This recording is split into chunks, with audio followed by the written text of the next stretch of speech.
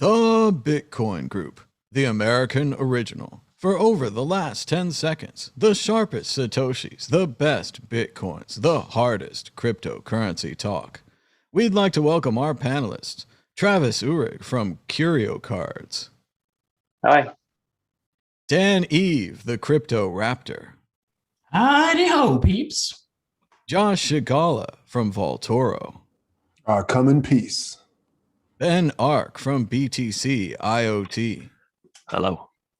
And I'm Thomas Hunt from the World Crypto Network.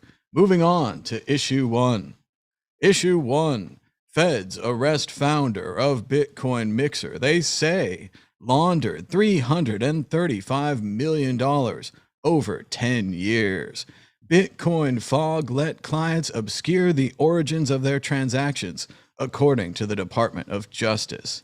They arrested a Russian Swedish national who allegedly operated the long-running cryptocurrency laundering or mixing website. The DOJ has certainly ended all money laundering and Bitcoin mixing, an incredibly successful operation for the DOJ. Is that correct, Travis? Have they ended all cryptocurrency mixing? I wouldn't go as far to say all. Actually, what struck me as interesting was they said it was $335 million over 10 years, and that's definitely a lot of money. But like Bitcoin traded like $55 billion in volume the last 24 hours alone. It's such a small part of the Bitcoin ecosystem. I know, like back in the day, Silk Road was definitely a major use case, and there was nothing wrong with that as a use case. But it's such a small part of the ecosystem now. Dan Eve. I think it's what's the impact? I'm interested in what the impact is going to be on other kind of coin join mixing operations, because it sounds like this was specifically sold as, it had links to Silk Road, and it was kind of sold along the lines of the service was, for nefarious purposes specifically, rather than just like protecting your privacy. But it'd be interesting to see how that kind of affects things. I think Travis made a really good point about the fact that the article even said 300 something million, but it wasn't adjusted for the price over the appreciation over the years. But that's just still such a minuscule amount compared to, you think of 11 years of Bitcoin trading, how much actual volume there has been, and how much of a kind of absolute minute drop in the ocean that the money that went through that amounted to. What's interesting is that I shouldn't laugh, but sadly, it sounds like the way he got caught was from right at the start setting up. So the server cost, which he got from Mt.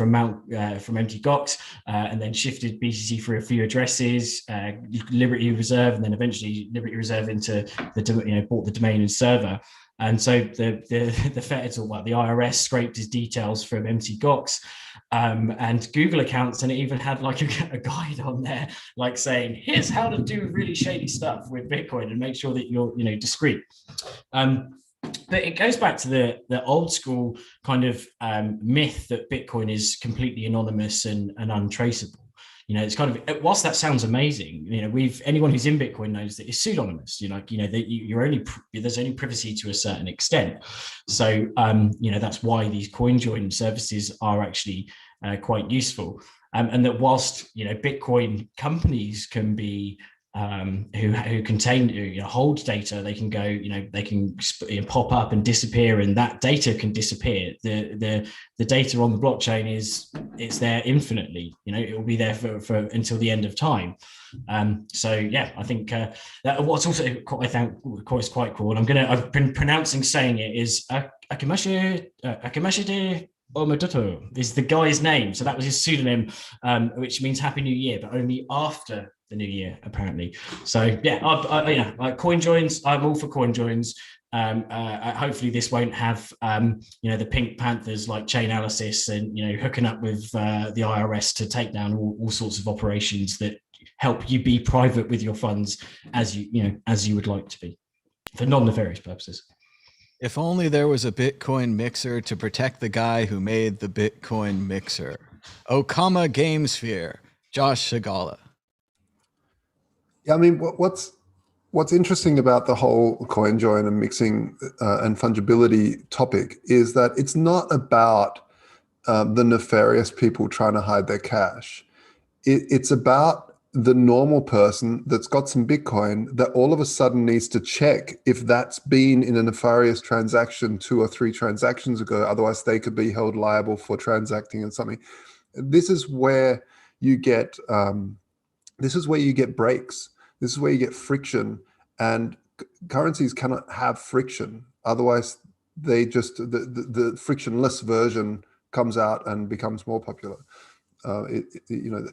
People go where there's no friction, especially in currency. And so, I'll be interested to see what happens in terms of where the dark market's already heading towards Monero and stuff like that on the deep web. People are very suspicious of Bitcoin. A lot of the transactions are still in Bitcoin, but I definitely think that one of the big things we need to take seriously in the space is not to be talked into the fact that fungibility or privacy is something that only nefarious people need. It is really, really, really important in money because, for instance, if everyone knows how much money you have, you open yourself up to kidnapping. You open yourself up to a whole lot of really dangerous situations. There's also business reasons. If you buy your stock and then someone pays you in for that at your store, they can actually trace that transaction and see who your supplier is and then cut you out and go straight to the supplier. Whether that's good or bad, it doesn't matter. What matters is that sucks for you. It also makes it politically very hard whether you believe that everyone should know what each of your employees is being paid. It's up to you. But if people can just check that, it can cause also a lot of grief and anguish, and there might be some reasons you pay different people differently. So fungibility and privacy in money, it's a funny one because people will say like, only really dangerous criminals want privacy and money. And you think, well, okay, then you should show everyone on Facebook your bank accounts and exactly what you spend everywhere. Go for it, do it. But they don't. Of course they don't, because they really know when it's up to the time to do it, that they don't want to do it. And there's a reason why, because people want that inherent privacy. It is a little bit trickier. Like Dan said, it's pseudonymous, and so it is a little bit trickier. It's not truly just open for anyone, but anyone that wants to can definitely trace and track transactions. So I think this is like a little wake up call for the Bitcoin community to have another, keep pushing towards Taproot and some of the other things that are coming. But also, I feel like Lightning and Layer 2 solutions are a good way to make Bitcoin more fungible, even though I know there are ways of tracing certain transactions through the Lightning Network. It does add an extra layer of obfuscation to privacy for all those reasons that are important that I just mentioned. And so don't get fooled into thinking, and please stop repeating this nonsense that it's only for criminals, that privacy and money. It's not. It's for everybody, and privacy is sacred. Ben, Ark. Yeah, there's Bitcoin. We're moving towards eventually privacy, zero knowledge proofs, and full fungibility. That's the end game. But the worry then, and the argument, very valid argument people make, is that if you can't trace the whereabouts of all the coins, you may have some sort of inflation bug. So it needs to be done in such a way that you can guarantee there isn't an inflation bug and there isn't inflation happening, which you can't see, but then still not know the whereabouts of any of the coins. And I can send a coin to somebody else, and there's, in a zero knowledge way. It's a very complicated problem, but we shouldn't be. This is why when people act like Bitcoin is divine in its current form, and ignore the fact that it's evolved over the years and will continue to evolve and get better, You can have some fungibility through using second layers and Lightning and using things like Taproot, but ultimately it needs to be on chain in order for you to have full fungibility, like Josh said, for all the the hazards which exist. There was a landmark case in the mid 1700s, the Crawford case in Scotland, where fungibility of money was questioned. So I think someone received some money and it was tainted, and then they tried to argue it was tainted and went to court. I think that might be completely wrong, but it's something along those lines. And then the court said, no, in order for the money to work, we can't set a precedent and have different money being worth different amounts. And this money's tainted by this because it's been through these hands, etc. Which is what you have when you have these Bitcoins going through dark markets. So yeah, these coin mixers, they're a temporary band-aid, a way of getting around the Bitcoin not being fungible, or not being fungible enough for some people. But it obviously needs to be done in such a way that you aren't revealing your identity. It was interesting. I didn't know that, Dan, about how he got caught out by when he originally. It seems to happen quite a lot. So it happened with Silk Road as well, didn't it? It was the original decisions he made in the way he operated Silk Road, which then led them to work out who was running Silk Road. So it's a similar trap a few people have fallen through. I was also interested in the amount of Bitcoins which went through. It was 1.2 million Bitcoins with a worth of $300 million. So I was like, okay, so a lot of this happened pretty early on then, I'm assuming, because 1.2 million Bitcoins is worth a lot more than $300 million. So I don't know where, I'm interested where this puts people like Wasabi and the dojos and all this coin mixing. I don't know. I'm not very up on coin mixing. I don't know how coin mixing generally works. I know there's some sort of decentralized ways of doing it, but companies can still be held liable if they're real world companies and real world entities. And all the government needs to say is you switch the narrative from mixing to laundering, which is what they've done here, and then they can hold those people accountable. So be careful. Do these things in a way which can't come back to you. And then, let's keep building towards a zero knowledge proof, completely private Bitcoin eventually, hopefully one day. Apparently the service is still online as well. So there's probably like the IRS lurking in the IT office basement. So be careful if you are using it. Wow. Heads up. Some people will still use it for sure. Oh yeah. And now it's got great marketing too. Exit question, FUD, FUD, fear, uncertainty, and doubt. The mainstream media loves to cover Bitcoin through a limited lens. Which FUD will be more popular in the future? Bitcoin is anonymous and therefore finances terrorism, or Bitcoin is bad for the environment? Travis Uhrig. Bad for the environment, probably the main story. You already see it happening with, especially with like NFTs. That was the big market. There's definitely like a bull case to being understood, right? The thing that's easy to understand. People understand memes, they understand art, and when they hear that it's burning all this CO2, that it's environmentally unfriendly. They've heard that story before, like, oh yeah, I heard something about how Bitcoin is as much power as Belgium or something like that. So it clicks, and like, oh yeah, that makes sense. I heard that before. That must be true. If they think Bitcoin's bad for the environment, wait till they hear about Dogecoin. Dan, Eve. I heard that Bitcoin consumes the same amount of power as 1 trillion Doges, Shiba Inu's dragging a sled.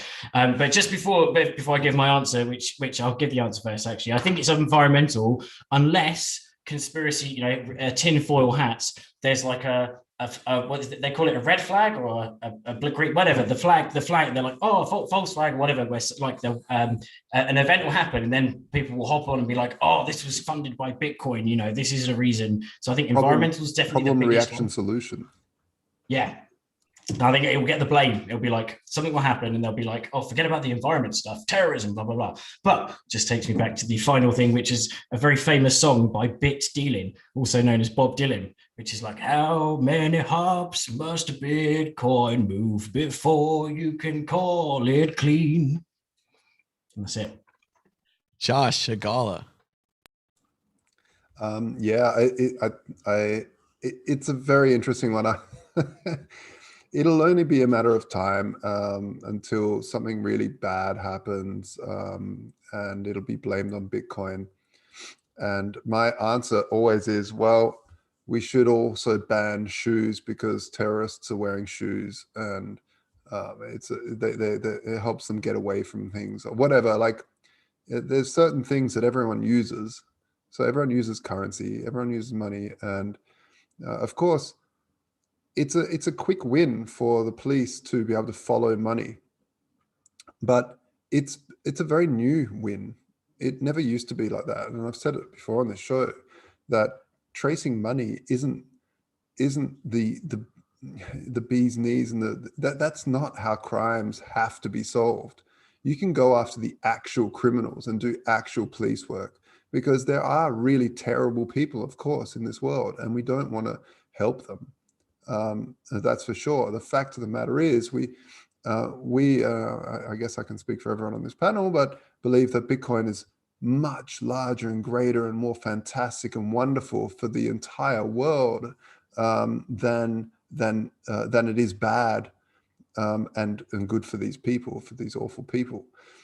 So it does help make crime easier to perpetrate, because you can get paid for it easier and hide that.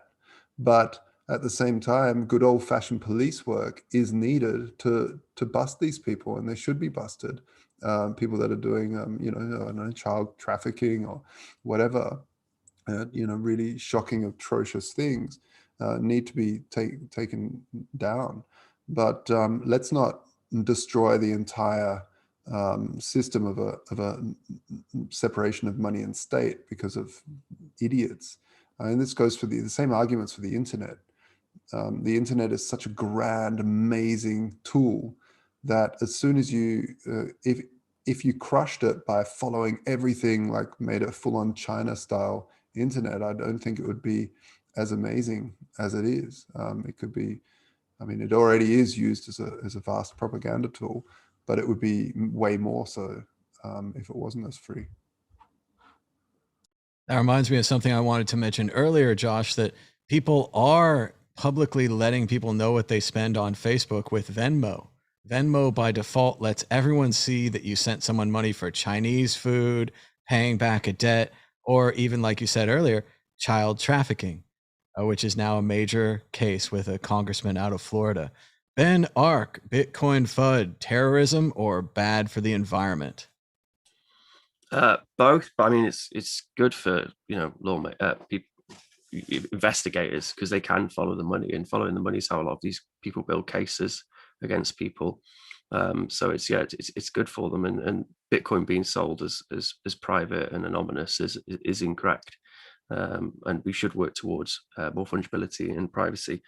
There are other solutions like Monero and Zcash and things like that, but it's a bit like Ethereum. It's just impatience. Like we want these functions in Bitcoin, but rather than wait for them to get implemented properly, we rush something out, and we have hard forks on Monero or founder rewards which continue indefinitely, like on Zcash, or with Ethereum. We have crazy fucking messy moves towards this proof of stake thing which they've got going on. So it's all houses built on sand, and we've got to wait for all this stuff. Sadly, it's going to take time and it's hard to make, but we've got some very clever people working on making it. We've got to wait for all on Bitcoin.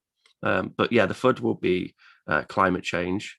But it's nice that there's been some very public debate between Jack Dorsey, Elon Musk, that sort of stuff, because that really helps kind of get the message across that it's not quite as complicated. It's not quite as simple as Bitcoin bad, awful for the environment, destroying the planet. You have to compare it to legacy financial systems, look at its overall eventual social scalability and the amount of transactions and information you can pack into a single transaction. It's very complicated debate. So yeah, and it's good that debate is being had publicly and everyone's learning from it. Moving on to issue 2. Issue 2, Bitcoin's time to shine is fast approaching. Inflation is the word on everyone's tongues. A recent analysis by Bank of America found mentions of the purchasing power plunger spiked on earning calls this quarter. Citations are up more than triple year over year per company, the biggest rise since 2004. In other words, Wall Street finally seems to be heeding the shrill warnings of Bitcoiners. Dan Eve, is inflation a major threat to the world's economies? And will Bitcoin finally be a safe haven against inflation? Well, I'm no economist, which many people would have gleaned probably very fast. But I think in terms of that article, I think it started off as Bitcoin's time to shine is fast approaching, and I think it's shined already for the last 11 years against fear. And although inflation has kind of been not as hardcore as it's been before, and I go back to this Mars bar costing 20p, 20 pence in British terms, 15, 20 years ago, and now it's like nearly £1. So your money is going down in value. Things are costing more, whereas and your your pound are going down against Bitcoin, and that's been proven since for the last, it's been shining for the last 11 years. From a tech perspective, it's got an uptime that will get Viagra excited. It's been without a shadow of a doubt the most like secure network on earth. And economically, it's performed incredibly, against most other assets, if not all other assets from since 2011. So I don't know, the fact that Bank of America has said that Bitcoin's not particularly compelling as an inflation hedge. The dollar price kind of disagrees with that, I think. We're at all-time highs, or touching upon them. So really, if anyone who bought up until before like February is pretty much up, or is up. So I don't know. I think and funny comments like Nassim Taleb, they said that olive oil is a better hedge against inflation. In which case, after that, heeding his advice, I'm going to go and not just start off some olive oil, but pre-mine some tulips before the mania kicks in again, and screw off Bitcoin, sell it all. It's a Ponzi, it's a gimmick, blah blah blah, and get high on olive oil. Go for it. Use that against inflation. I've also found Bank of America to be an incredibly poor hedge against inflation. Josh Shigala. Yeah, I mean, people are realizing that there's inflationary shock right now, but this is typical of humans, that they blame greed. So they'll say like, oh, the oil companies are so greedy, or the housing market, all the people that own houses are so greedy. They're just asking for so much money, or that the farmers that are selling the milk, they're so greedy. And it's kind of funny because, well, it's not funny, it's sad that this world's education system is so poor that people don't understand that there's two sides of a trade, and both sides of a trade have value, and either one of them is either overvalued or undervalued. And you can price stuff in either side. So you can price gold against the dollar, or dollar against the gold, or you can price the USD against Bitcoin, or Bitcoin against USD.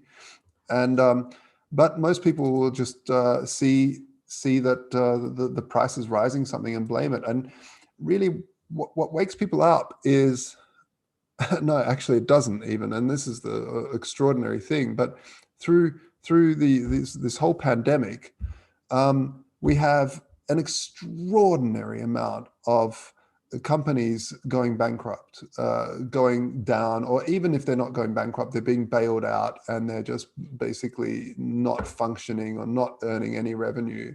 Yet the S&P is at all-time highs. How can the S&P be at all-time highs and the vast majority of companies are doing a lot poorer, apart from a few tech giants? This shows something. This shows that, well, actually, the value that's being priced here, which is the US dollar, is going down in value. So it takes more to price things like the S&P. So people say, oh, the S&P is at all-time highs. No, the dollar is at all-time lows, and it's going lower. So I don't know. I think Bitcoin is this wonderful thing that's opened up the conversation again. It's this renaissance of dinner table talk about inflation that used to be had, especially after the major world wars, where we have, after 1945, vast majorities of European countries, or even like not, like Hungary and stuff, had massive inflationary shocks, and that stayed in their heads. Countries like Australia or America haven't really felt that pain for a long time, and humans are very short-minded.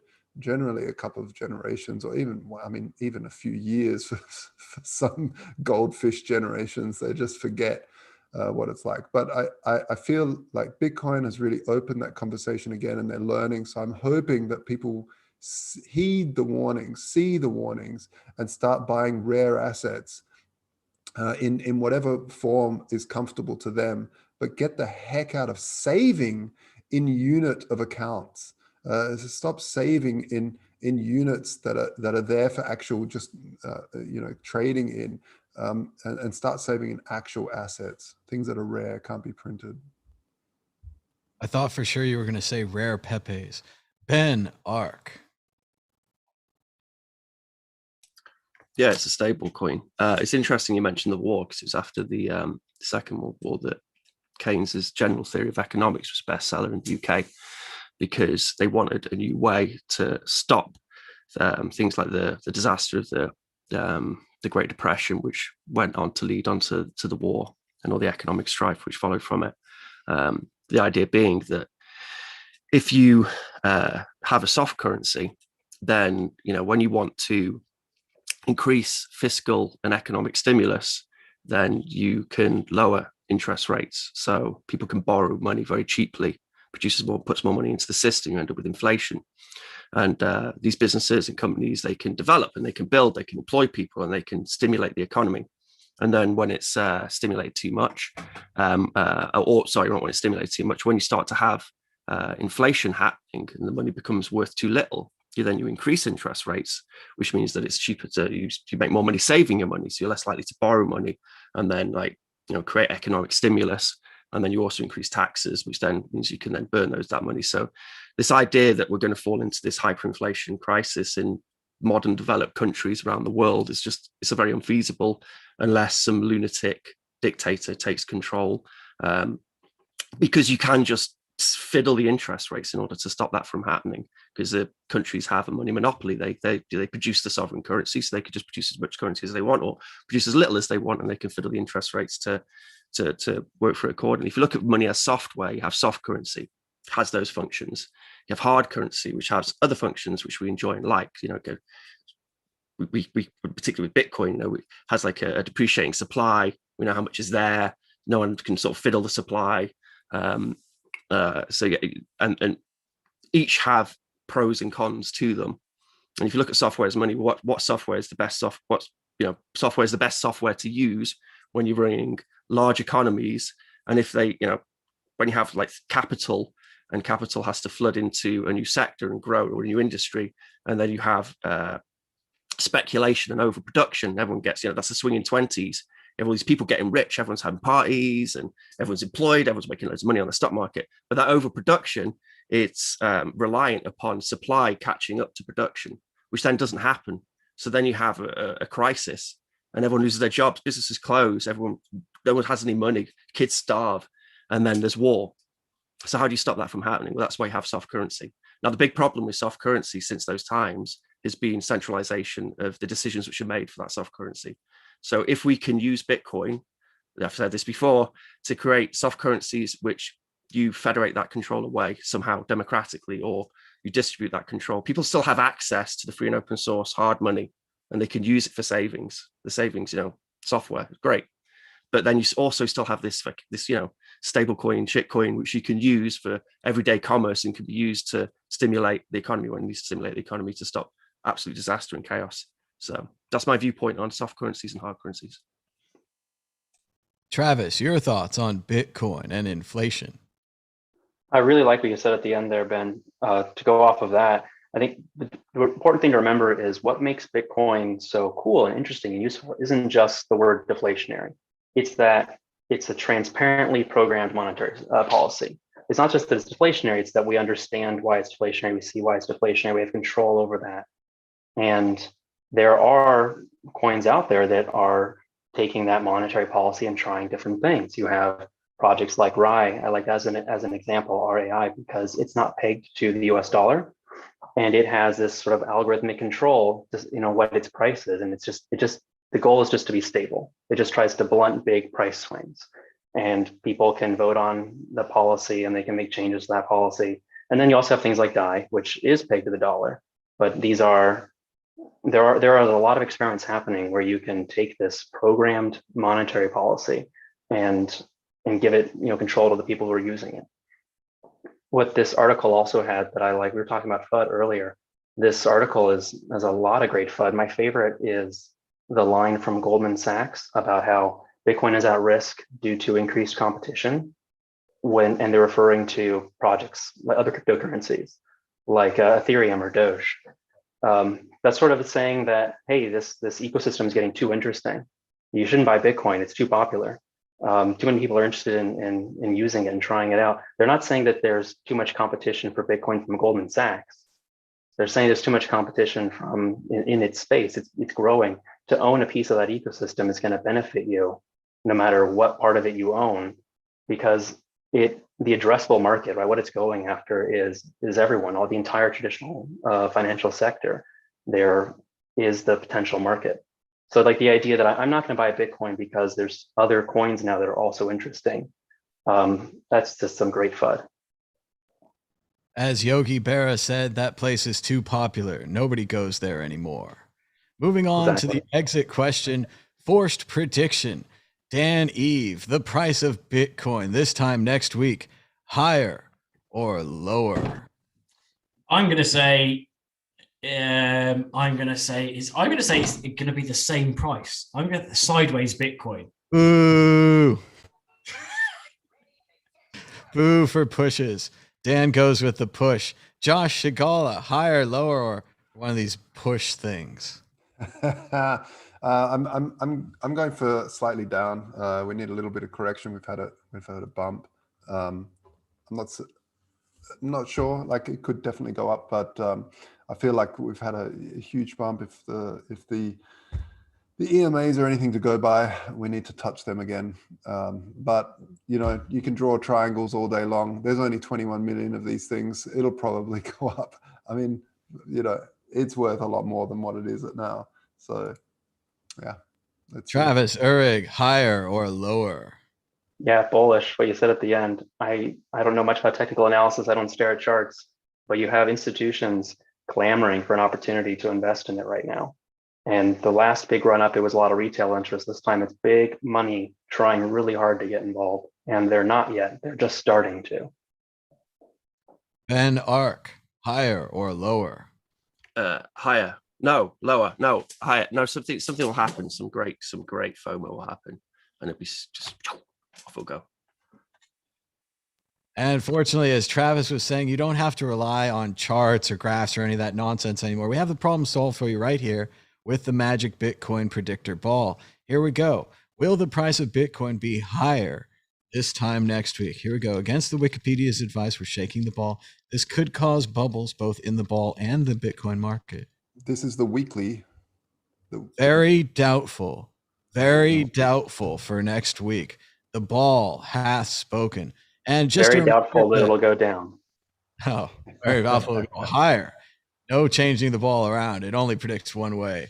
But just a reminder to everyone to give us a thumbs up and to subscribe down below. There's about 40 or 50 people watching now, but if you all gave us a thumbs up, there'd be like 60 or 70 people. That's just the way the YouTube algorithm works. So thumbs up this video and thumbs up like 5 other YouTube videos. Yeah, I also want to say thanks to all the people that always thumb up. I got to say, every week they're there and they're thumbing up, and it takes balls to really thumb up this show. Very good. Moving on to the ad section. Check out the brand new worldcryptonetwork.com by DJ Booth, creator of Tallycoin and Bitcoinal and other projects. It's got all their favorite videos, and now we're tagging the videos so that we can find out what kind of guests are on the videos, what kind of topics are on there, and we're working on a lot of new ways to display these videos to you. As DJ Booth mentioned, we have more than 2,800 Bitcoin and cryptocurrency related videos here on the World Crypto Network. And there's something out there for everybody. You just haven't found it yet. Our latest feature that DJ Booth has put together is called This Day in World Crypto Network History. And you can see that we're doing a video right now in 2021. We did a couple videos in 2020. We did 3 videos on this day in 2019, 2 in 2016, and 1 all the way back in 2014. So check out the World Crypto Network at worldcryptonetwork.com. Issue 3, BNY Mellon says fund performance hurt by lack of exposure to Bitcoin stocks. Yes, Wall Street banking giant Bank of New York Mellon Corporation has said the performance of one of its exchange-traded funds was considerably impacted by its lack of exposure to crypto stocks. We've been making fun of stockbrokers and other investment analysts for years on this show, but now it's finally come to pass. Josh Shigala, are these analysts in danger of losing their jobs if they don't understand and support Bitcoin and other cryptocurrencies? The funny thing is, they'll lose their job either way, because what will happen is they'll eventually break when the market is at full-on hype up the top mode, and then the market will crash on them right after they buy in for all their clients, and then they'll be sweating, and hopefully they'll be okay. They won't top themselves or anything, because you don't want that. But it's gonna get weird, because right now this is the time when these big institutions are sweating like crazy because they're not exposed. And I'm seeing it on the ground by a few people.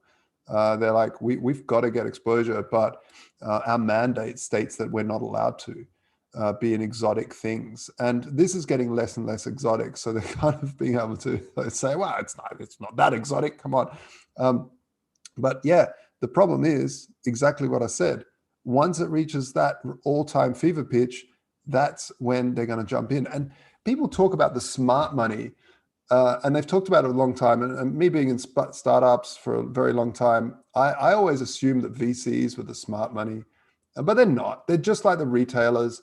They'll throw money at every crypto startup during these bull runs, and then when the bear market comes in, they're like, oh, no, Bitcoin's over. The crypto is finished. It's not that interesting anymore. The XRP is interesting, or whatever.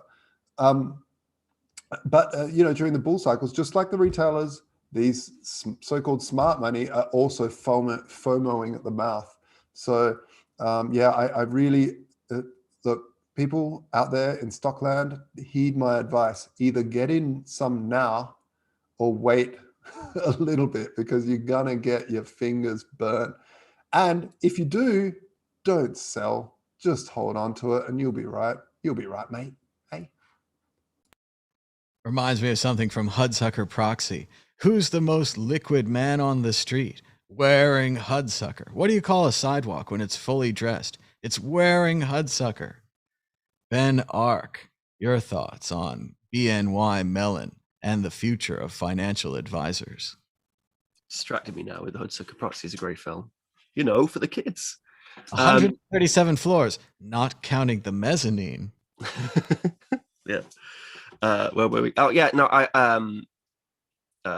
MicroStrategy's gains 400% this year, I thought was pretty impressive. Or not this year, since they bought their Bitcoin.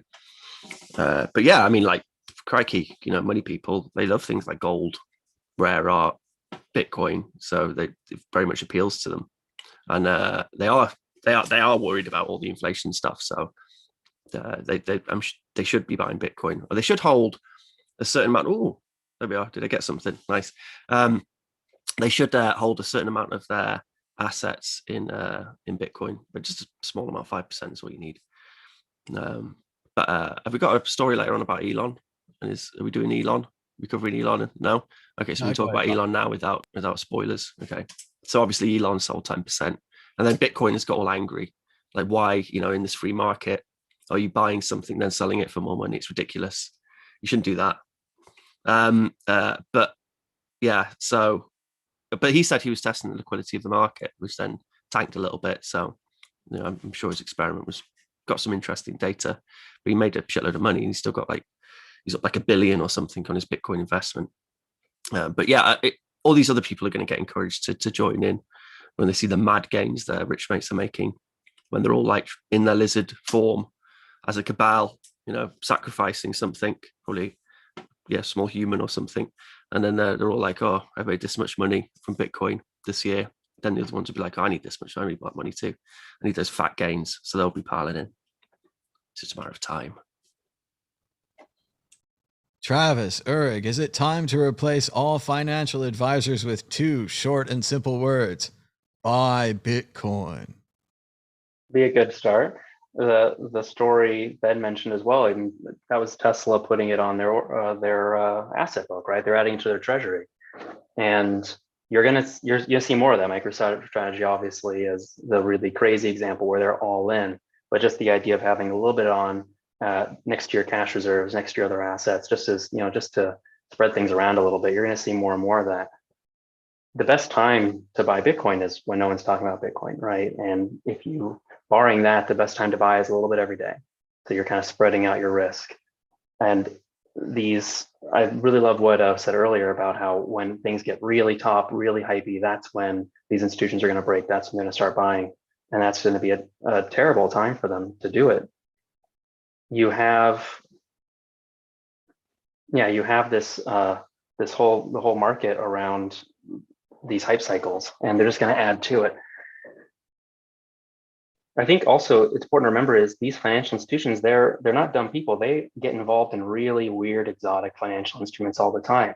They buy, tranches of mortgages, and they do all these really obscure, exotic assets. So you think they definitely are capable of understanding this. And it's more around rules from the institution to not touch this new thing. And every day it becomes less of that new thing and less of something that they're learning about, they're reading about, they're understanding. Dan, Eve, stocks, bonds, and Bitcoin? That's a really good point, actually, you made, Travis, about the fact that these exotic instruments, and let's not forget. I mean, obviously, it can't be fully blamed on it, but credit default swaps, played a bit of a part in the last little of the global markets in 2002, 2008, 2007, 2008. So they must, they are aware of the risks, and the actuaries, they take risk into account. So surely they're looking at Bitcoin and kind of going, it's kind of up for like 90-80% of the time in terms of price. Like 98% of the time you could have bought Bitcoin before, like now you'd have been in profit or whatever. But it's the bear market sounds a bit depressing. Like, oh, kind of missed the boat. We had gold stocks, and they didn't do so well because of the weak gold prices. But Bitcoin did really good, and we kind of missed out on the exposure to that. We could have had MicroStrategy, we didn't. And like the whole article just seems a bit kind of like they're depressed about it. But it sounds like they're going in hard with custody services, which is what some of the banks are seeming to do. So they digital assets unit, and they invested in Fireblocks as well.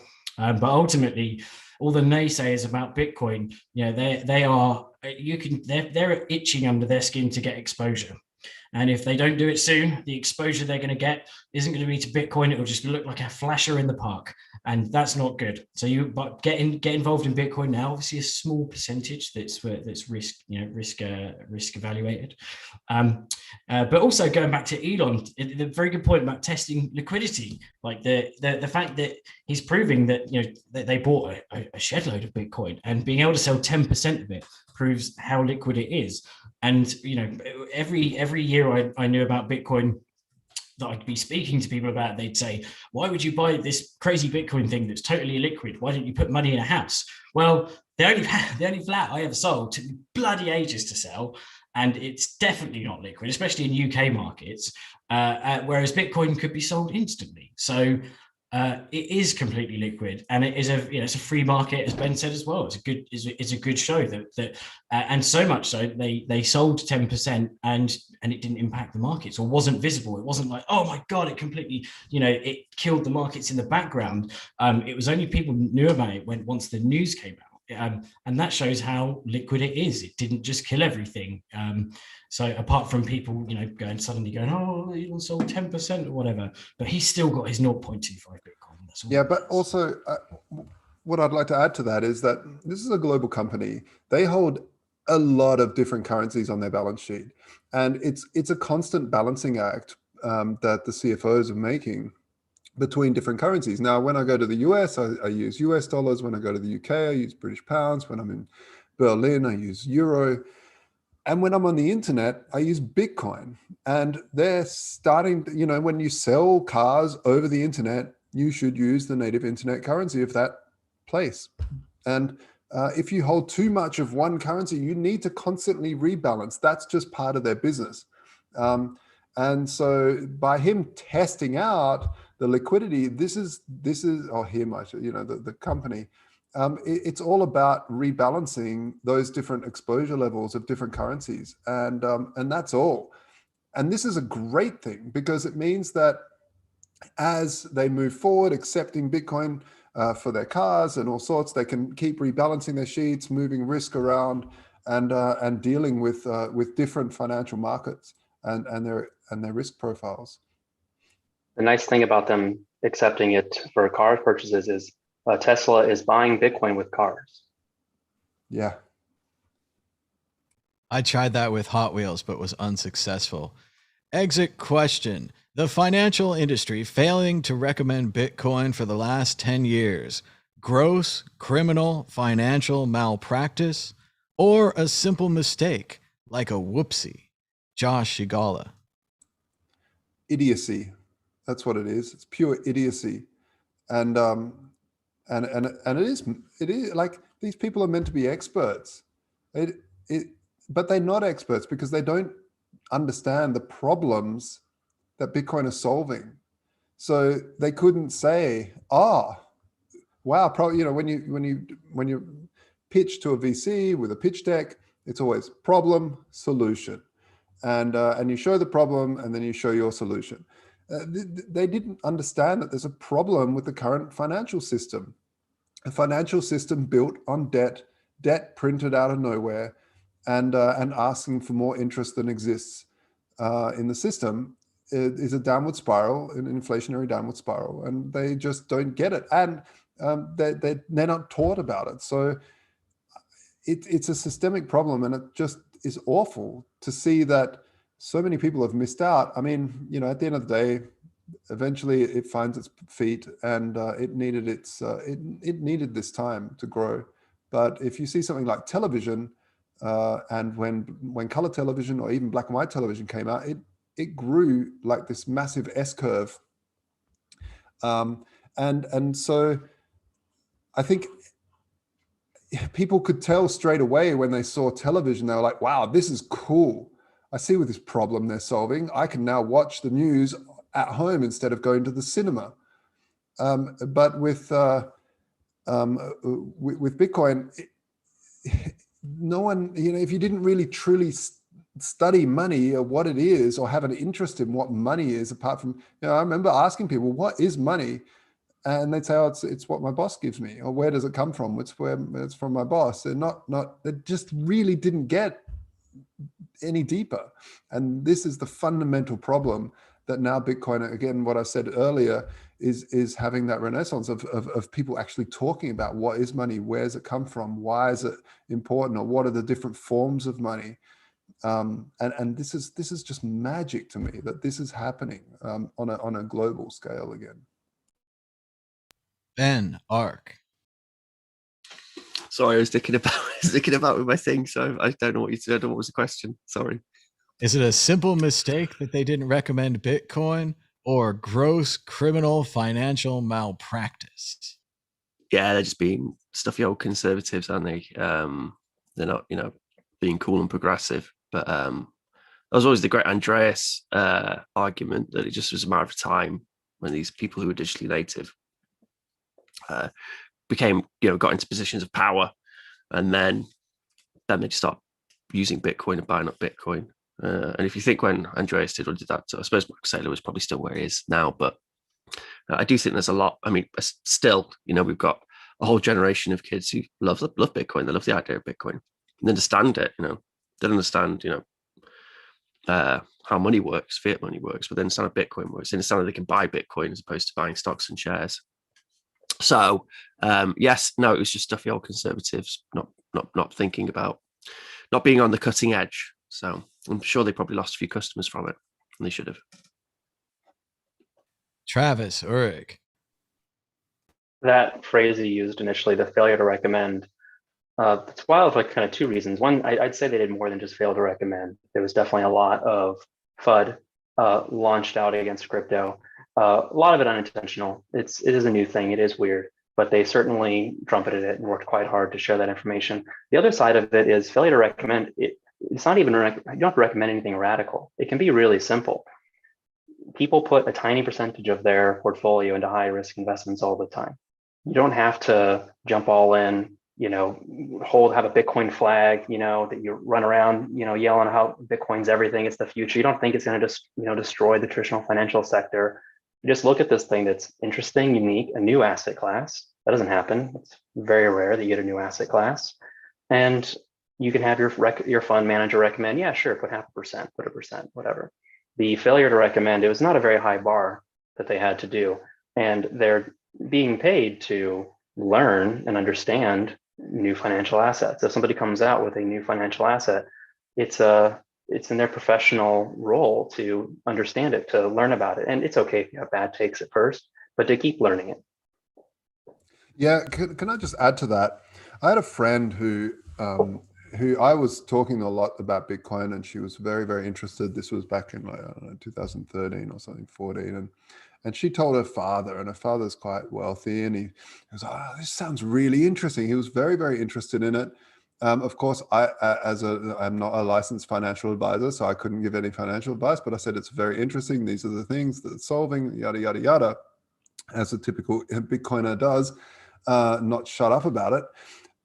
Then he said, before I jump in, I'm going to go, they're holding this town hall meeting brought to you by the police and the mayor and stuff about investing in Bitcoin. I'm going to go to it. He came back so scared of investing in it. No, I'm not touching it. No way. The policeman gave a half an hour. Really amazing. You should have been there, Josh. You should have been there. Anyway, he's not only like super angry at himself, because he's a very proud guy. Now where it's gone, he's in a full depression because of it, and this is really, really sad. Is that these I don't think it's just like our financial advisors haven't been advertising. You remember why Satoshi left Bitcoin was because you're going up against massive power structures. You're going up against retail banks. You're going up against national banks and Federal Reserves, central banking. You're going up against the oil-backed dollar. You're going up against a whole bunch of power structures, and this has a massive trickle-down effect. And so why? I often thought, why did they have a town hall about Bitcoin, and then just fully fudding it? In fact, I also went to a talk here in Germany about that was put on at the central bank, and the guy there was going on about how terrible Bitcoin is, and it's this and it's that concept the whole time. And I put up my hand and said, hey, excuse me, have you ever sent a transaction? Have you ever used it? And he said, oh, no. And I said, oh, well, let me afterwards, give you a little lesson on how to transact. So what that said to me is that there's a larger game at play here, where these large power structures, and we forget in Bitcoin, we think, it's just Bitcoin, haha, it's fun, but actually it threatens a lot of old power structures, and I think we forget that, and that's why I think it hasn't been recommended as well. It of course, the small financial advisor isn't some sort of puppet for the puppet masters, but this fear of not getting a bank account, or if they find out that I've been playing, and then my bank account will be frozen and stuff like that. So there's a whole structure there that is the reason why people weren't recommending it earlier. Personally, I go to the police for all my investment advice. I also love their music. Dan, Eve, gross criminal financial malpractice, or a simple mistake like a whoopsie? But being brutally honest about it, you'd have to, as a customer, you'd have to, really question the abilities of your financial advisor if, say, even if it's the last 3 years, them going, yeah, you don't want to be touching that. Like how many all-time highs do you need? How many all-time highs do you need before you give in? But I think Bitcoin needed to be kind of under the radar. It needed to be mocked and feared in order to infiltrate the foundations of internet money, so that it could be even more multi-headed snake. You can't shut this down because it's just it's becoming more and more ubiquitous, and the more ubiquitous it becomes, the harder it is to shut it down. So I think it kind of needed that element of almost fear behind it. But it's a shame that one thing I've noticed, especially working in tech and old school hat on as a business analyst, people kind of fear technology they don't understand. They really hate it, and they really even hate it even more if someone else kind of younger than them or in whatever category that they see shouldn't understand it as much, like the technology, that it makes them angry about and fearful. And that's when you get these town hall pitchforks like, the Bitcoin, that South Park episode where everyone's like, the Bitcoin, or I can imagine one in the future. They should cover Bitcoin. But yeah, it's Bitcoin needed to kind of be feared in order to evolve into the stage it did. And your fund manager, they may have got you some massive gains or whatever, like 4% busting your ISA performance over the last year, but that's nothing compared to Bitcoin. And if that person's advising you on how to make money, then they're not doing a good job. Sack them. Dan's message on them ignoring the all-time highs reminds me of that classic joke where the religious man is watching the news and it comes on about a flood warning. And he says, I'm not worried about that. I'm a very religious man. Later on, he's up on the roof of his house and a man comes by in a rowboat trying to save him. And he says, I don't need to be saved by that. I'll be saved by God. I'm a very religious man. Later on, a helicopter comes by and puts down a ladder and says, hey, come on up here. We want to save you. He says, don't worry about me. I'm a very religious man. God will take care of me. And after he died in the flood, he's up in heaven talking to God. He says, where were you? Why weren't you taking care of me? And God says, I sent a news report, a rowboat, and a helicopter. What more do you want here? Moving on to issue 4. Issue 4, a meme gold rush. Classic viral images are selling as NFTs for thousands of dollars. In the past, monetizing a meme was nearly impossible for its creator. NFTs have changed that, leading to a meme gold rush. Josh Segala, your thoughts on the recent trend of major memes suddenly turning around and selling the original image as an NFT for thousands of dollars? Yeah, I love it. I think I think it's fantastic. If your image went crazy for a while there, why not? A lot of these memes, meme characters, they get a little bit of an injection of cash right up the front, and then they sort of don't know how to manage the money, or they don't have proper managers or whatever, and it just sort of fiddles out. I don't know, fizzles. But for instance, the ain't nobody got time for that. Woman, she also got an injection of cash and then it went away. Same with the they broke into my neighbor's house, and there's all these video memes as well. So I'm really glad that they can earn a good amount of money and then be done with it. But it is a one-off, so you better be taking that money and putting it and keeping it in Bitcoin. It is funny, Josh, to see these memes make just a little bit of money because, of course, these interviews pay nothing and they become famous, and yet they don't have any money. It's a bit like being a minor celebrity. You still have to ride the bus. You still have to go eat at McDonald's or whatever. And everyone's like, wow, you were in that show.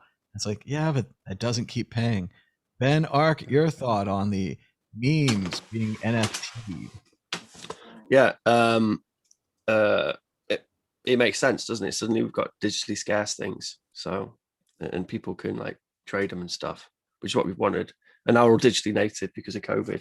I'm trying to trigger that Martin meme because the this extension soon will still be in PR mode, It'll be on Ellen Bits, or somebody saying glitter. That's nice.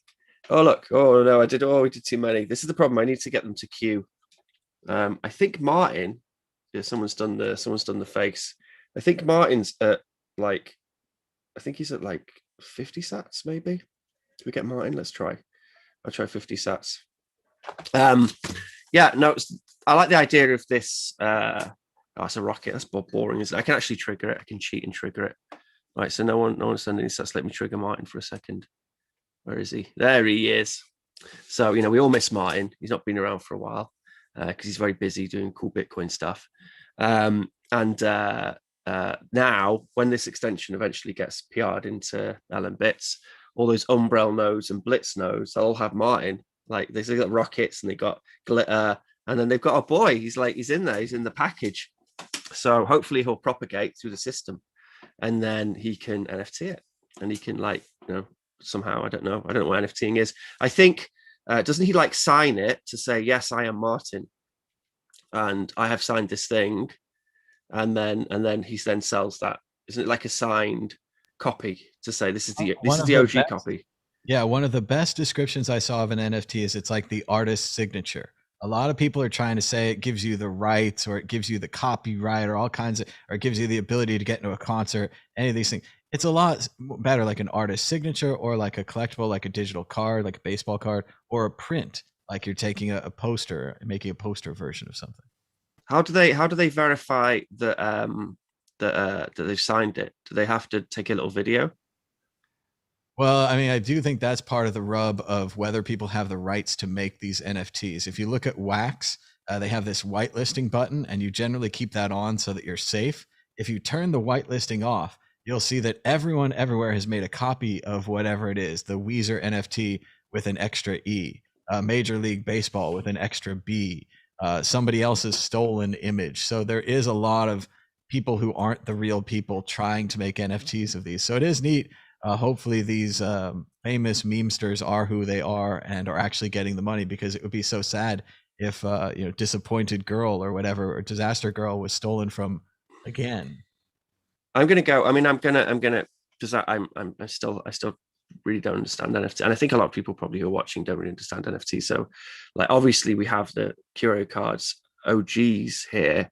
So can you please, one of you, explain the NFT, what is going on with these NFTs? Why are people excited about them? What are they? For just, I know obviously, but I'm just asking for a friend, a good explanation. I'll let Travis give it a try. Travis is here from Curio Cards that I also worked on with Travis and Rhett Creighton. Go ahead, Travis. Mm-hmm. I think the easiest way is it doesn't have to be thought of that different than regular art already. It's a new kind of paper, a new kind of paint, but it's just art.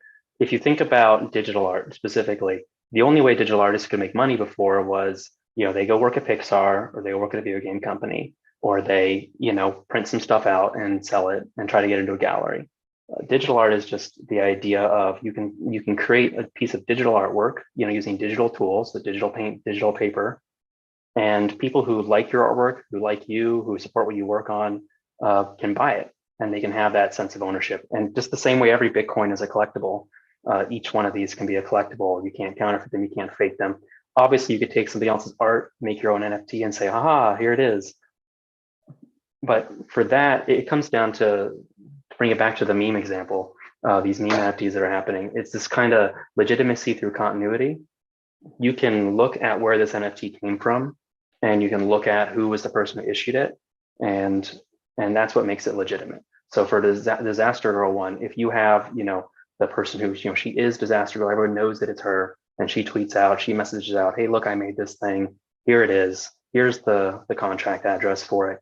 And then, 5 years from now, whatever, people can be like, yeah, it's the one that's been traded, 100 people have owned it, it's gone around, people who love the meme have been trading it and buying it, and the person who loves it the most has it now. It's the same one. You can trace it back all the way to that initial time when the person said, hey, I'm making this. And these memes are really different than traditional forms of monetizing creative work. Generally, you make money per unit, right? You make a comic book, you sell them, you make money per unit. You make a song, you license it out, you make money per unit. With an NFT that's for a meme, no one's been paying to use Disaster Girl as a meme. I can go on Discord and I can have a little emoji button for any NFT, for any meme that I want.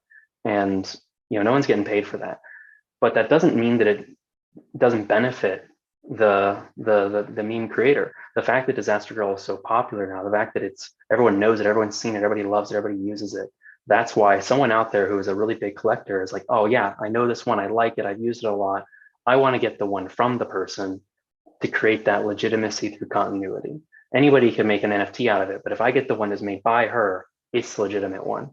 And the more people who share these memes, more people who love these memes, the more valuable these NFTs are. So it's a completely different way of monetizing creative work. I totally agree. It's very much a collectible, and it's as valuable as someone will pay you for it. So you got to watch out for that. Dan, Eve, your thoughts on NFTs and memes? I think it's really cool that finally people that who are featured in memes are getting more for being featured than just like, a beer at a bar every now and then, like, oh, you're like overly attached girl, ha, that sort of thing, or like heckled it around across the street, or even a compliment maybe, hopefully. But one thing that's cool about Disaster Girl is that she's donating 10% to charity, I think, every time it gets resold. So that's pretty cool. But it's nice that people get paid for it. I think with Disaster Girl, I think a dad took the photo. But another way of thinking about it is, well, that person who's in the photo is the creator of the meme. But what about the person who took the picture and they're part of it, because they're the one that captured that moment. So that maybe there's a secondary NFT market, so that you've got like the subject and the creator. I don't know. I've just maybe just give me some credits, 10% of everything that sells on the secondary NFT market if it comes out. But I think it's cool that people are finally being paid off for it. I think I like the analogy of the NFT. It is more like an autographed version of the person, the subject or the primary beneficiary. It's like the official stamp. And obviously there's different ways of verifying that. They might produce a video, they might say it's them. Just like when you were to buy anything, you at least check the website you're on, so you check that you're buying the NFT from the original person. So it comes with the same risk as buying anything that's a dud. And as anyone knows, especially the people that buy a crazy artwork, for certain prices and find out it's a fake, you've got to do your due diligence before you go and fork out all your or Ethereum. But I think one of the arguments that I think is quite silly about NFTs is that most of them are, this is, obviously there's the tulip, the bubble, the blah blah blah that you hear about Bitcoin in general, but that most of them will fail and most of them will be crap. And they're like, well, that's like the same for everything. That's like, the same for everything on earth. You have the things that from the entire industry, the pyramid of like everything underneath it, and about the few at the top because those are the ones that make it. That's why you've got the term that make it. So I think it's the market decides. And when I was explaining Bitcoin before, I kind of knew about the hardcore economics of everything, which I don't know still anyway. It's always a learning curve. But it's just that if people want to buy it, they're going to buy it. If people want to buy a piece of art, they'll buy a piece of art. If people want to buy the poo and pizza bed that was in the Tate Modern, they'll buy the poo and pizza bed, and they'll have the poo and pizza bed there, and they'll look at it every now and then and be like, maybe I'm going to sleep in that. Is it going to be worth more or less? I don't know. But that's someone else's subjective, objective, whatever, So I think NFTs, I think they're kind of cool. And I'm with. I think it's cool that people are being paid off for their fame, that they kind of would have only got a bit of payment via interviews and stuff. So I like the. You were saying about how some of them make it, some of them don't. The news, they have this tendency, and I don't fault them, for they cover the big story, right? This is the most an NFT has ever sold for. This is the most a meme NFT has ever sold for. And so we see these big headlines and we don't hear anything else. And the idea is there's the few that really make it and then a bunch that don't. But most of the NFT market, it's collectors and artists buying from themselves. There's a lot of trade volume on very low popularity NFTs out there. I mean, Curio Cards itself, it's something like $750,000 in trade volume has happened. And this is not a popular card. It's people know about it because of its age, but it's not CryptoPunks, right? And that's the headline. And you just follow some of these artists and go on some of their sites. You'll see they release art, they'll buy it. People who love that art buy it. The next time they release some art, the same people are out there bidding. and then people will trade it amongst themselves. But a lot of times it is someone who loves someone's artwork. They buy it themselves and they hold on to it. And that market isn't really covered. Does Astrogo get paid every time it's traded on like a decentralized exchange? Is that how it works? It depends how it was set up. Generally, it's like if you're on OpenSea, for instance, you can have a royalty associated with it. So a percentage of all trades on that platform go to you. It's technically possible to have it like built into the smart contract, right? Where every time a sale happens, money gets sent back. But that's extremely gas expensive, so you don't see it that much anymore. There are some older projects that did that. They built it in, like Dada has that, and the artists get rewarded for every trade. I just think there's a gas cost issue mostly. It would be much better if it was built in.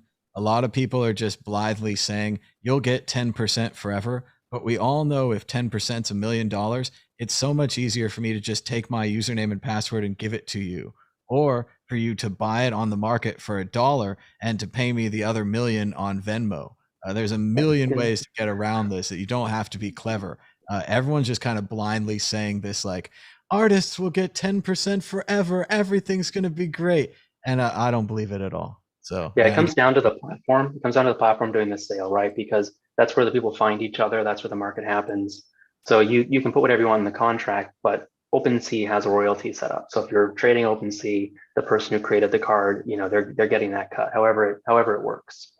And Christie's, I think they also, have some policy. I'm sure whatever the policy of the institution that you're trading on is, that's going to be the policy. So you'll pay attention to where you buy things and what their policy is and who's actually getting rewarded as well, not just if it's the legitimate one. I love what you said, Dan, about how the person who took the photo, they can make their own NFT as well.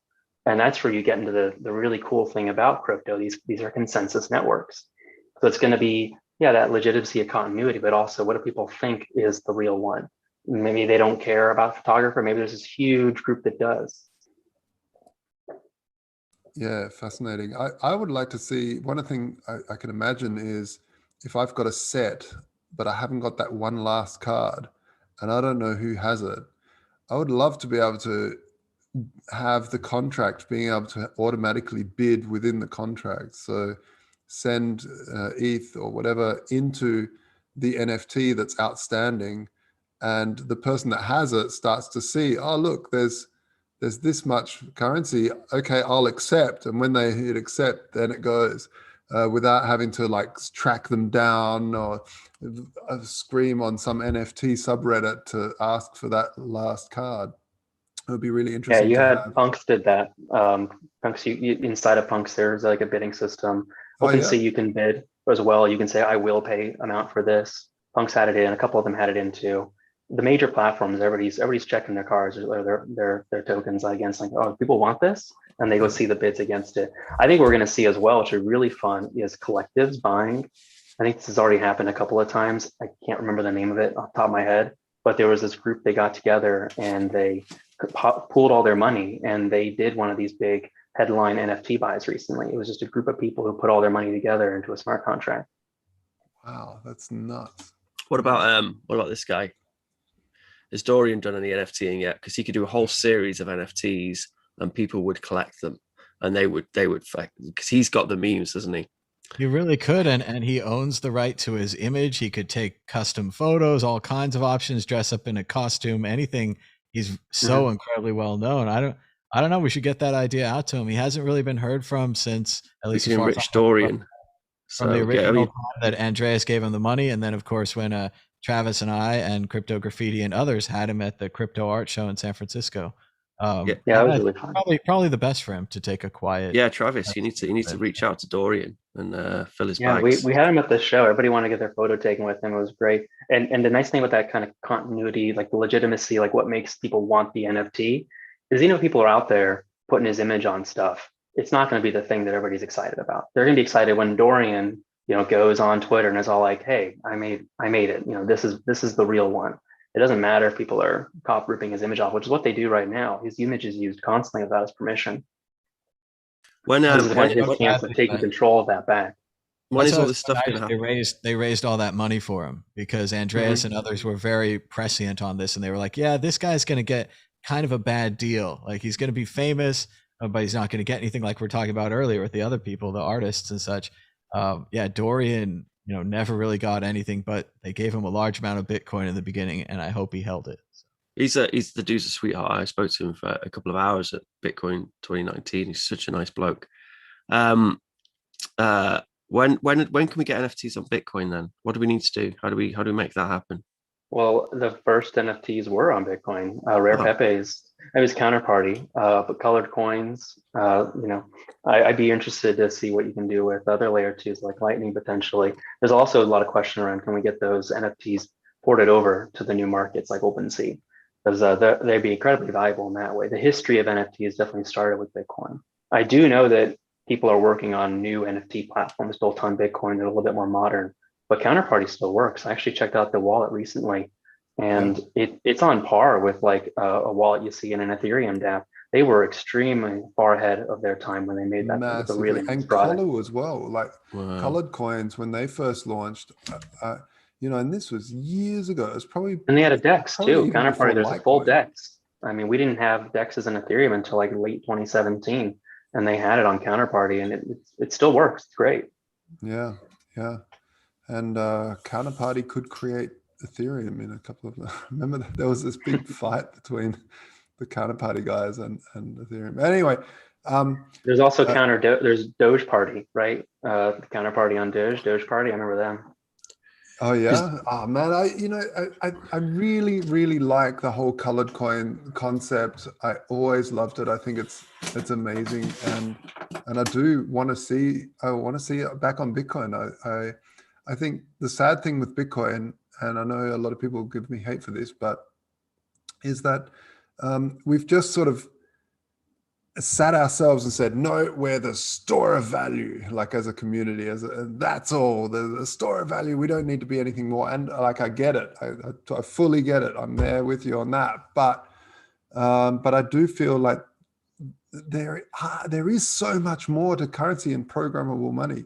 And I want to see that programmable side of the money being more utilized on Bitcoin. I really do.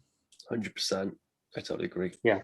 Well, it's like how Bitcoin's compared to HTTP, and HTTP wasn't just about sending messages. It's become more than that. It's become about data and everything that you can do with data.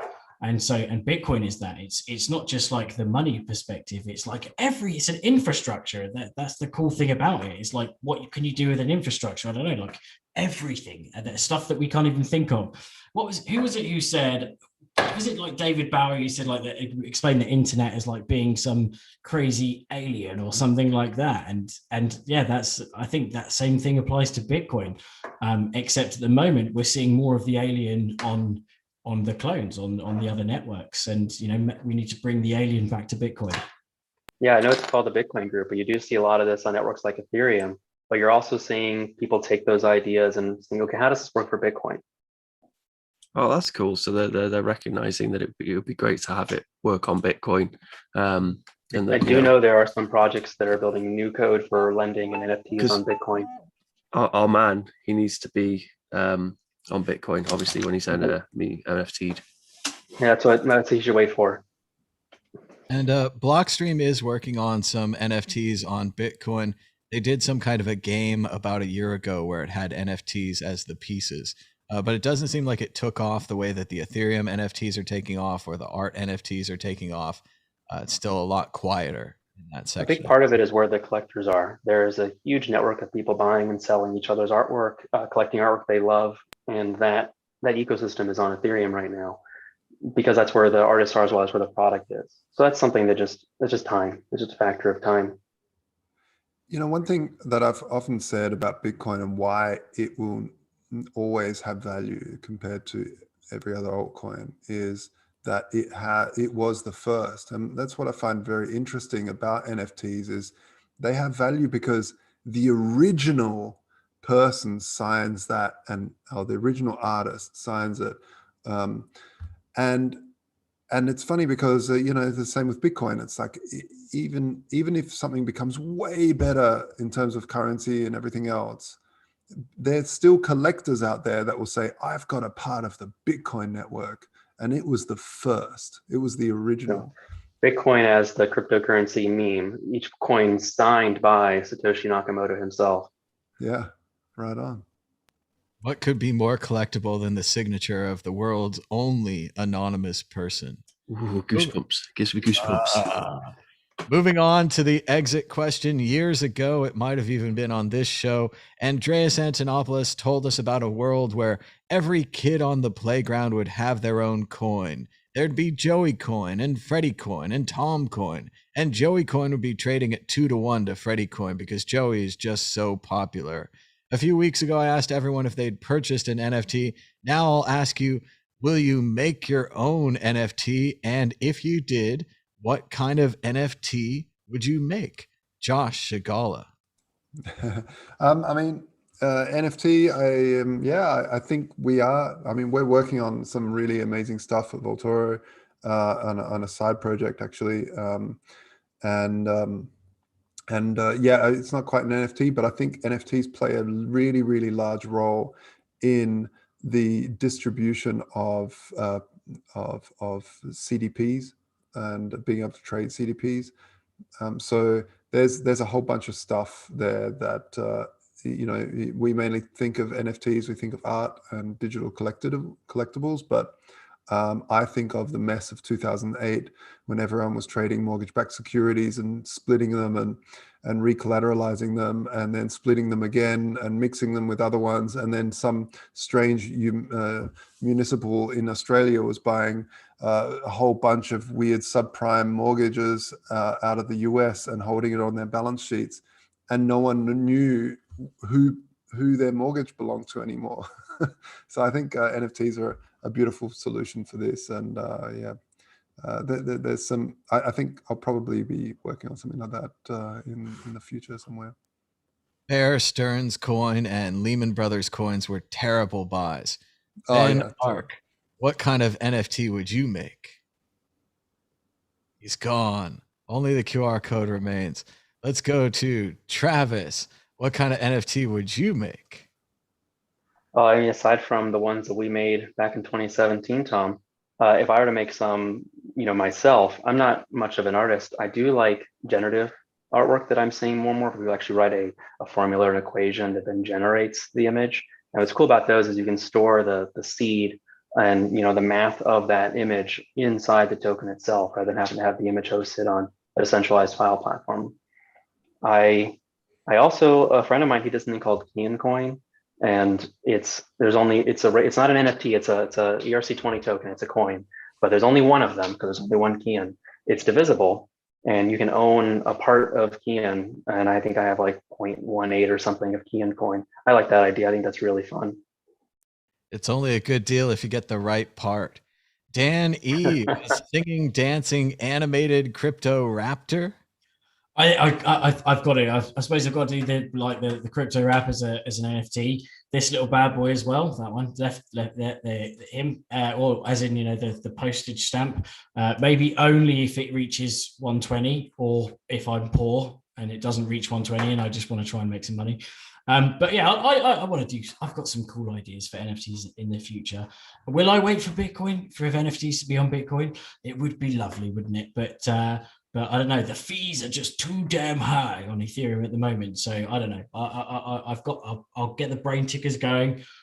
But yeah, so work hard, developers and stuff, and get it working on Bitcoin, and that would be better to launch on. Ben Ark, you could make an NFT for every one of your projects. Are you with us now? I want Martin to get NFT'd, but at the right point, he needs to sign it once it's propagated and it's out there. By the way, the money made on this by people that have been able to, trigger the animations is now here. If you scan it with your Lightning wallet, you can pull out some sats. 1,000 sats. I don't know how much that's worth now, but that's probably worth money, isn't it? Real money. Or it was for a while. But that's the money made from that. So that's pretty cool. I want to see. So what you're Dorian. saying, that's a faucet. It's a live faucet right here on the World Crypto Network. Ben is too kind. He's giving his money back. But then later on, people will say, wow, think of all the money they gave back during that show.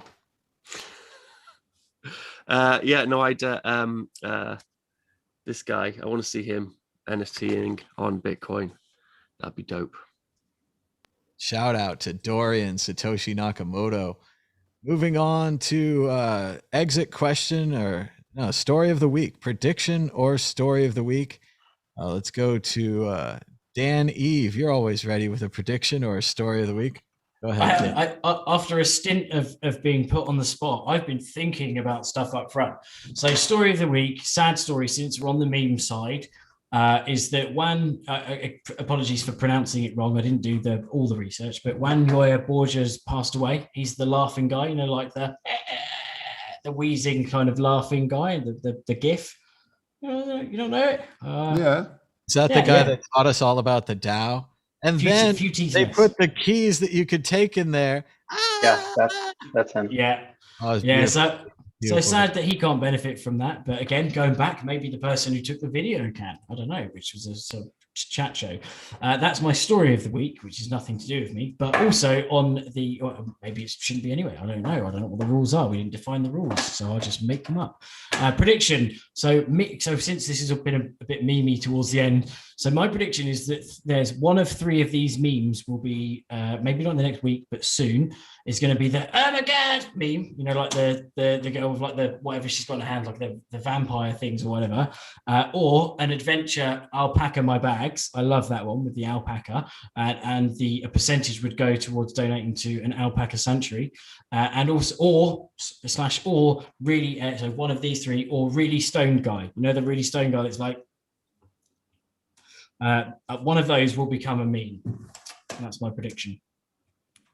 One of them. I was going to say, go ahead. Josh Shigala, prediction or story of the week. I'll remember what I'm going to say later. So we're partnering with a project that's absolutely epic at Voltoro. It's stunning. I've been working a lot with her, and yeah, I guess if you're into airdrops, you should join Voltoro. That's all I'm saying. Join Voltoro, mysterious airdrops. Ben Ark, prediction or story of the week. Go ahead. Yeah, do join Voltoro because the tech they're building is amazing. I can just imagine what's going on behind the scenes and some of the cool stuff that people have got to look forward to. Thanks, Ben. I think payment splitting is probably my story of the week. So Fiat Jaff, he made his crypto graffiti, did like a DJ set, and then there's an URL pay, and if people paid enough, they could download the track. They would be, given a link, and they could then download. So they could tip, basically, like people are tipping here. But if they pay enough, they can get a link for the download of the particular song which is playing at that particular point. But the interesting point is when the payment is made, 10% goes towards the DJ, and then 90% goes towards the music producer. So it just kind of splits the payment, because you can do this in Lightning because there's pretty much free transactions, so whatever. And even for little tiny microtransactions, hey, confetti. But a lot of other people have said, well, I was speaking to that Brian Harrington bloke, and he was saying, well, it'd be nice for a sales scenario where the salesperson gets their percentage on the point of sale. Like when they sell something, and they sell it physically, then they instantly just get their percentage, and they can see their earnings just going up. So we were thinking about maybe making an extension in LM Bits which does payment splitting, and then we're thinking, actually, no, we should just make this a utility that when something in the API, like you wouldn't see it all the time, but if you wanted to build some functionality into an extension where when you submit a payment to LM Bits, then you could also submit like an array of wallet addresses or LNURL pays or something with a percentage, and then the funds could just get split across those different wallets. I think it's really powerful stuff. Obviously being if a commie lefty socialist type, I was liking the idea of using it for something like a cooperative. If you have like a handful of people who want to set up something, and they could all agree on a percentage. So when a sale happens, like what percentage goes where, and just have that revenue goes directly to people rather than some of the surplus being taken by the big capitalist pig at the top of the chain. So anyway, but I was being silly. I was very interested in payment splitting and the idea of using it for cooperatives, but just payment splitting in general. I think it's a really useful function of money, and I want to see it developed, and hopefully we'll integrate that into LM Bits. But that's my story of the week, is just thinking about payment splitting, like, and how powerful it is, just that concept. So hats off to Verge for his marvelous crypto graffiti example of splitting a payment between a couple of people. Travis, Urig, prediction or story of the week? I'll bring in some DeFi news. It's related to Bitcoin. I think it was yesterday, the day before, this project called Alchemix announced they're going to add Bitcoin as a collateral type. But all you need to know about Alchemix is it's loans that pay themselves off. So you put your Bitcoin in, and they extend a credit line to you. You can take a loan out, and that part's normal. But what they do is they take that Bitcoin and they invest it and they earn interest and they do all these things with it. And that interest is applied to your loan. So if you have Bitcoin, you can take a loan out against it and then just sit back. And after a few years, the loan pays itself off. And they just announced Bitcoin as well. In Soviet Russia, you don't pay the loan pays you. All right. Thanks to everybody for joining today. Be sure to give us a thumbs up and subscribe down below. Check out that new worldcryptonetwork.com webpage and give DJ Booth a shout out. It's really cool stuff. And we're working on tagging those videos. So if you're interested in watching some World Crypto Network videos and tagging which guests or which topics we talk about, send a DM to Mad Bitcoins on Twitter and I can get you started on that. So and WCN clips. And WCN clips. Subscribe to WCN clips. I see it in my my subscriptions all the time now. There's some really good descriptions, some kind of clickbaity descriptions, get you excited about the shows, get you in the door, and then give you that information and tons more shows and tons more information. So subscribe to WCN clips, share WCN clips, maybe share one and tag the World Crypto Network. Maybe you'll get retweeted by the World Crypto Network. That sounds pretty cool. All right. I think we're running out of time for today. It's been kind of a long one, but thanks to everybody for joining us. Be sure to subscribe to the World Crypto Network. Check out Ben's new videos. He's been building stuff with Lightning. He made a point of sale and all kinds of other cool stuff. He's been projecting graphics on the screen, all of it done with Lightning. So thanks so much to everybody for joining us. Until next time. Bye.